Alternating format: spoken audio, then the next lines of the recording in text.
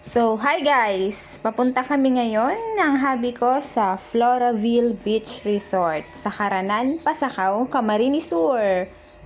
Ayan. Yan yung daan papunta doon sa Pasakaw.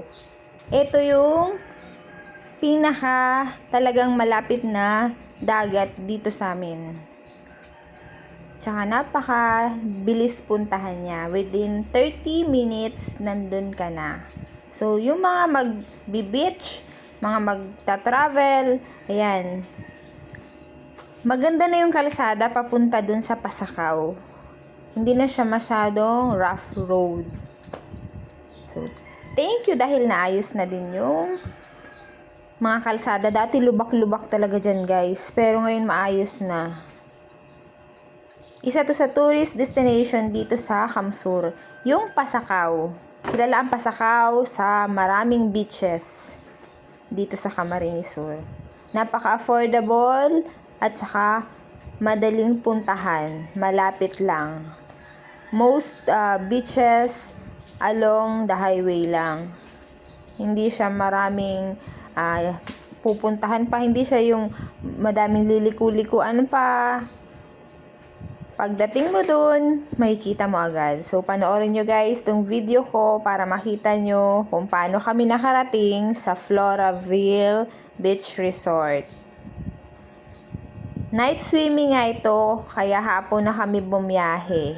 May liwanag pa para mapakita namin sa inyo yung ganda at saka yung way talaga papunta dun. Ayan, so nagdidilim-dilim na nga guys. And papunta doon, meron kayong madadaanan ng mga yung market, yan, mga school. Hindi boring yung biyahe nyo. And take note guys, kapag magbi-beach, meron dyan mga nag-aabang yung magbabayad ng 10 pesos per head for environment fee.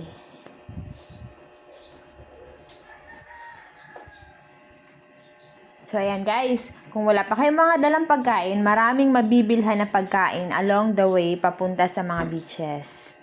So, ayan yung sentro. Ang dami dyan mabibilhan. Hindi din dito gaano ka-traffic.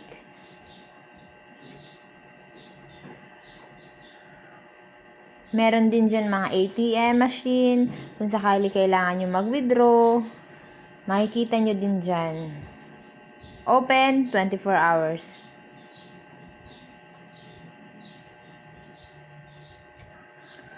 Ayan, once na makarating kayo sa sentro, madaanan nyo yung sentro. Halos malapit na lang din yung mga beaches dyan.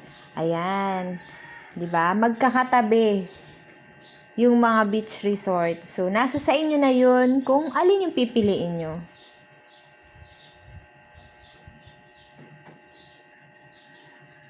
Halos sunset na kami nung nakarating.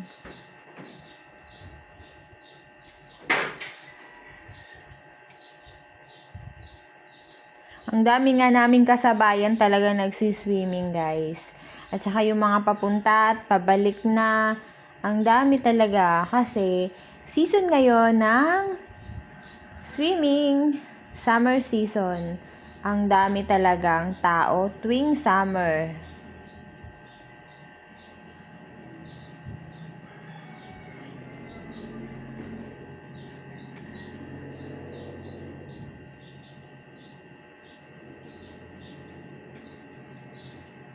So, ang dami din gasolinahan dyan, guys. Kung sakaling maubusan kayo ng gasolina, ang dami din dyan.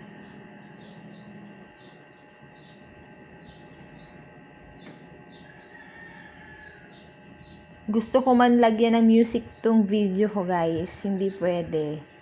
Sayang, kasi, ayun, hindi nga pwede. Ayan na yung Floraville Beach Resort. 'Di ba? Madadaanan lang. So, hindi siya mahirap hanapin.